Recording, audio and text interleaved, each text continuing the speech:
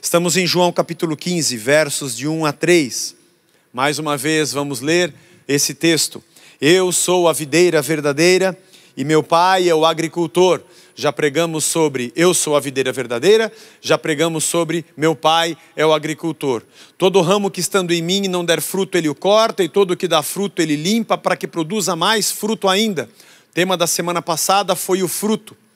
Vocês já estão limpos por causa da palavra que lhes tenho falado. Senhor, nos abençoa, fala ao nosso coração, nos edifica nesta manhã pela tua palavra, pelo teu evangelho, em nome de Jesus. Amém. Todo ramo que estando em mim não der fruto, ele corta. E aquele que dá fruto, ele poda e ele limpa, para que dê mais fruto ainda. A videira é Jesus Cristo, e nós somos ramos da videira, e o Pai é o agricultor. O nosso tema de hoje é a poda e o corte. A limpeza daquele que dá fruto, e o corte daquele que não dá fruto. A primeira pergunta que nos vem à mente é: Zé, como é que alguém é de Cristo e ele corta só porque não deu fruto? Que fruto é esse, Zé? Nós falamos na semana passada. Isso quer dizer que a pessoa perde a salvação porque não deu fruto? Explica melhor isso. Bom, para explicar com bastante minúcia a respeito de tudo que nós temos de perspectiva sobre isso, seria legal você fazer um curso teológico, se matricular no caminho das letras, ser um aluno e a gente conversar bastante sobre isso. Mas de maneira bem rápida, eu quero ler para você um texto que está em Isaías, capítulo 5, versos de 1 a 7. Agora cantarei ao meu amado o seu cântico a respeito da sua vinha. O meu amado teve uma vinha numa colina fértil, e cavou a terra, tirou as pedras, plantou as melhores mudas de videira. No meio da vinha ele construiu uma torre, fez também um lagar, e esperava que desse uvas boas, mas deu uvas bravas. E agora, ó moradores de Jerusalém e homens de Judá, peço que julguem entre mim e a minha vinha. Que mais se podia fazer à minha vinha que eu não lhe tenha feito? E como, esperando eu que desse uvas boas, veio a produzir uvas bravas? E agora lhes darei a conhecer o que pretendo fazer com a minha vinha. Vou tirar a cerca que está ao seu redor, para que a vinha sirva de pasto. Derrubarei o seu muro para que ela seja pisoteada.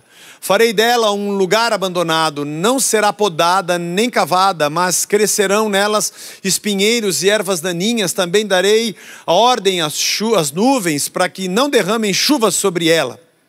Porque a vinha do Senhor dos Exércitos é a casa de Israel, e os homens de Judá são a planta preferida do Senhor.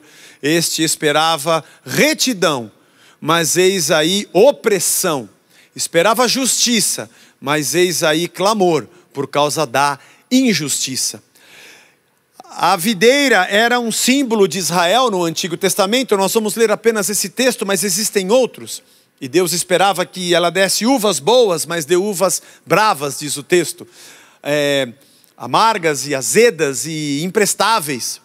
Como dizendo, Israel não serviu como videira, e os seus ramos não produziram a minha vontade. Dizendo o fruto que ele esperava. Eu esperava retidão, eu esperava justiça, porque voltando à semana passada, o fruto é tudo que Deus produz em nós, e o nosso caráter transformado diante dos homens. Por isso Jesus, de maneira muito sábia, ele está dizendo ali naquele momento que não importa se você diz, nasci em Israel, eu sou parte da videira de Deus, eu sou um ramo da videira de Deus, porque nós somos israelitas, nós somos abençoados. Jesus diz não. Aquele que acha que faz parte, ou que Israel é a videira, ou que acha que está ligado a Deus, mas a sua vida não tem frutos de justiça, você está enganado. Essa videira não existe. E aquele que acha que está em mim, porque eu e o Pai somos um, e não produz frutos, você está sendo cortado e vai ser queimado e pisoteado pelos homens.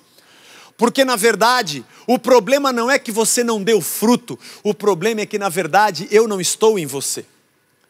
A seiva não flui e você não se deixa transformar. Transformando isso para os nossos dias, É como se você frequentasse igreja, você é um evangélico, eu tenho uma religião, eu canto música gospel, mas Deus não age em você. Mas como assim? Eu tenho visto tantas coisas ao meu redor, o fruto não é o que está ao seu redor, o fruto é o que está dentro de você. Israel foi cortado, podado, não, podado não, tirado, cortado, porque não fazia parte da videira que é Jesus Cristo. Não é uma questão de nascimento, não é um Israel nacional, não é um sobrenome judeu, dizia Jesus, ou Paulo diz isso em Romanos. Não é o fato de ser um israelita, porque nasceu num território e tem uma certidão de nascimento. Você vai ser cortado. O verdadeiro ramo é aquele cujo fruto demonstra todas as virtudes da videira que é Jesus, todas as virtudes da videira tratada pelo Pai que é o agricultor.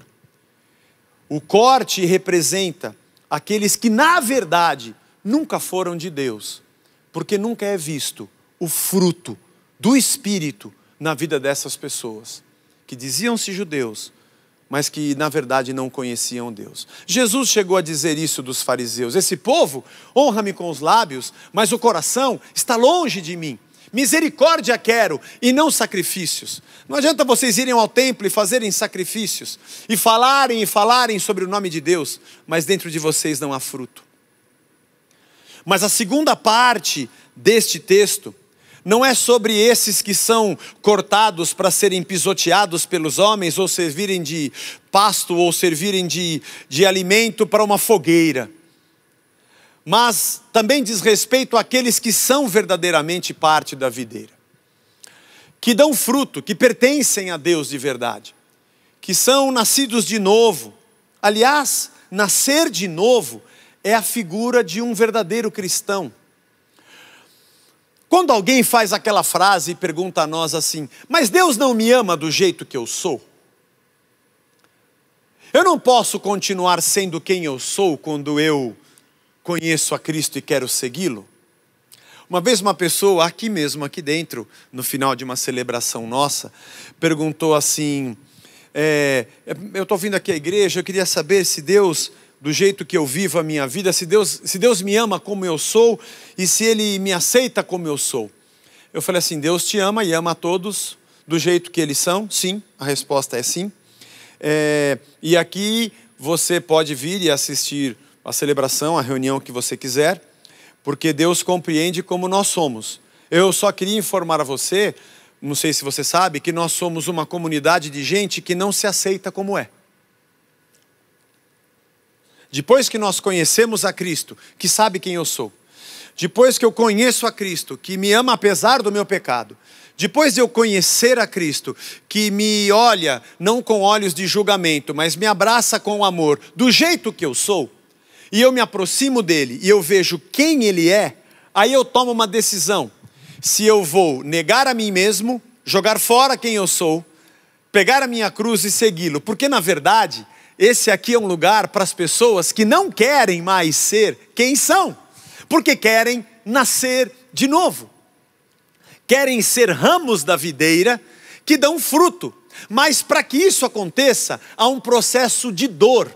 Mas esse processo de dor é uma obra do Espírito Santo e do próprio agricultor a favor dos seus ramos. Porque quem poda, limpa, tira folhas que estão murchas, é o agricultor, e isso dói. É o agricultor que pega o ramo e entorta e prende aquele ramo na estrutura da videira que é preparada, na pérgola, naquela treliça, seja lá como seja. O ramo às vezes nasce para um outro lado e ele fala: não, é para cá que você vai nascer, e ela é presa. O ramo às vezes acha: agora eu vou crescer, não, agora não, eu vou podar para você ter mais força. Eu vou tirar essas folhas. O processo de poda e de limpeza é o processo que eu voluntariamente digo: Senhor, eu sou teu servo, e eu não quero mais ser quem eu sou. Aliás, a imagem do batismo: eu quero ser sepultado, porque eu morri para esse mundo, e eu nasci de novo para Deus. Por isso que para mim não há nenhuma importância o fato de Deus me amar como eu sou, ou me entender como eu sou. Porque Ele me ama, porque Ele me ama. Ele não depende do que eu faça. Ele amou o mundo antes de eu mesmo existir. E isso é certo. O problema não é o que Deus pensa de mim, para que eu me sinta bem e aceito, para continuar sendo quem eu sou. O problema é o que eu penso de mim. Eu não quero mais ser quem eu sou. Esse é o ponto. Eu quero morrer para essa vida, porque eu descobri que a vida de Cristo é a verdadeira vida. E eu descobri que a minha vida não é vida. Meus pensamentos e minhas ideias, eu quero trocá-las pelas de Cristo. Minhas palavras e conceitos, eu quero trocar pela lógica de Deus. Minha existência e meus atos, eu quero trocar pelos atos de Cristo. E meu coração de pedra, eu quero trocar por um coração de carne. E as palavras escritas em tábuas de pedra, eu quero que sejam escritas aqui. Eu não quero mais obedecer à minha mente, mas 1 Coríntios 1, eu quero ter a mente de Cristo. Eu não quero mais alimentar os meus sentimentos e minhas idiosincrasias. Eu quero alimentar em mim a vontade de Deus. Por isso eu oro, faça-se a tua vontade e venha o teu reino, assim na terra como no céu. Porque a minha justiça e a minha maneira de julgar, eu quero jogar fora, para que a sua justiça me tome e eu possa ser como Ele.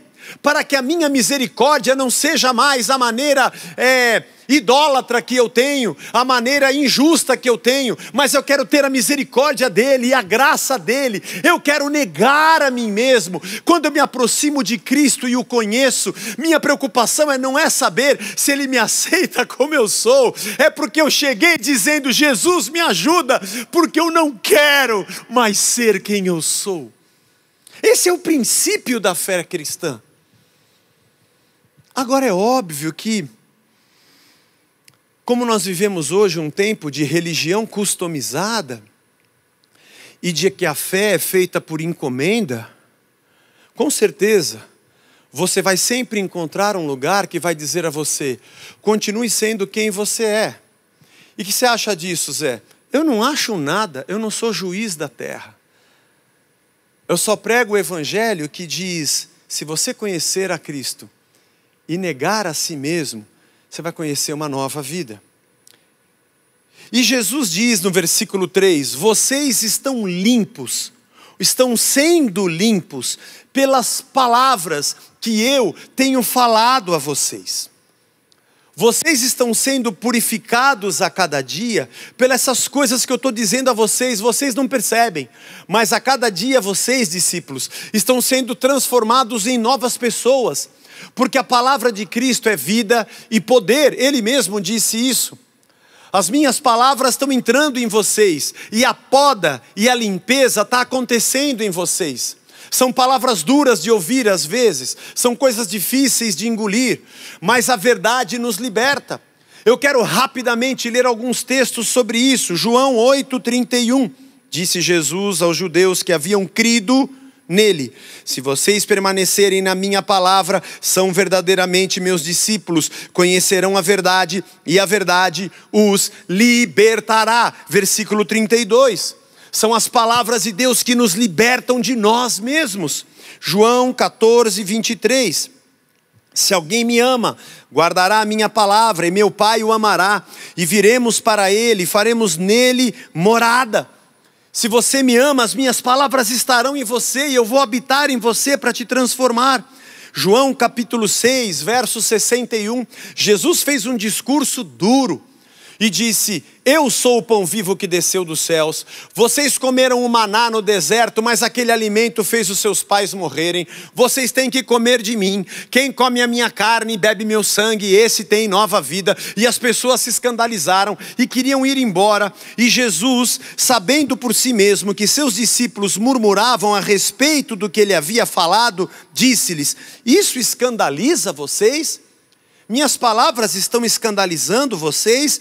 Verso 66, diante disso, muitos dos seus discípulos o abandonaram e já não andavam com ele. Então Jesus perguntou aos 12, será que vocês também querem se retirar? O versículo 68 tem a frase clássica de Pedro. Pedro respondeu: Senhor, para quem iremos nós? Só o Senhor tem as palavras da vida eterna. Eu sei que é duro ouvir essas coisas. Eu sei que é duro ouvir o teu evangelho. Eu sei que o teu evangelho se enraiza em nós e vai matando o nosso velho eu, o nosso velho homem, como diz Paulo, para que nós possamos nascer de novo numa nova identidade, com outro tipo de fruto. Isso é doloroso. Ouvir verdades é doloroso. 1 Coríntios 1,18, olha o que Paulo diz: certamente a palavra da cruz é loucura para os que se perdem, mas para nós que somos salvos, ela é o poder de Deus. Nós queremos ouvir o que nós queremos ouvir. Nós queremos ouvir pregações que digam que nós estamos certos. Nós queremos ouvir pregações que digam que nós estamos no centro do plano da vontade de Deus e tudo Ele vai fazer por nós e que nós estamos corretos. Nós queremos ouvir pregações que dizem que nós devemos trazer os nossos frutos desejados, nossos pedidos desejados, e Ele existe para cumprir a nossa vontade. Na nossa oração do Pai Nosso é: Senhor, cumpra a nossa vontade e venha o nosso reino até o Senhor, aí no céu como é aqui na terra, e seja feita a minha vontade, aqui na terra e aí no céu. E nós esperamos a produção dos frutos que nos agradam. Mas 1 Timóteo capítulo 4, de 1 a 5, diz assim, Paulo a Timóteo: diante de Deus e de Cristo Jesus, que há de julgar vivos e mortos pela sua manifestação e pelo seu reino, eu peço a você com insistência, pregue a palavra, insista, quer seja oportuno, quer não seja, corrija, repreenda, exorte com toda paciência e doutrina, pois virá o tempo em que não suportarão a sã doutrina, pelo contrário, se rodearão de mestres, segundo as suas próprias cobiças, como sentindo coceira nos ouvidos, eles se recusarão a dar ouvidos à verdade, entregando-se às fábulas. É a palavra que nos limpa, é a palavra que nos transforma, e ela dói. Ser podado dói. Ser entortado para um outro lado dói. Tirar algumas folhas da nossa plumagem dói. Ouvir coisas que nos colocam no nosso lugar dói. Porque nós gostamos de fama, nós gostamos de honra, nós gostamos de ser os donos da verdade, distorcemos a palavra, pegamos textos fora de contexto para massagear o nosso ego. 2 Coríntios 2,17, Paulo diz assim: porque nós não estamos como tantos outros, mercadejando a palavra de Deus, pelo contrário, em Cristo é que falamos na presença de Deus com sinceridade e da parte do próprio Deus. Nós não somos um mercado, a sua vontade não está como um produto numa prateleira para você escolher com um carrinho passeando enquanto ouve uma canção, para escolher o que você quer. Nós não estamos aqui fazendo venda para suas ofertas ou para suas campanhas, para que você possa fazer com que Deus seja vendido para a sua vontade, diz Paulo aos Coríntios, e a carta de Paulo aos Coríntios é pesada. Leia 1 Coríntios com calma, a coisa é pesada. E Paulo diz: a gente não vai mercadejar.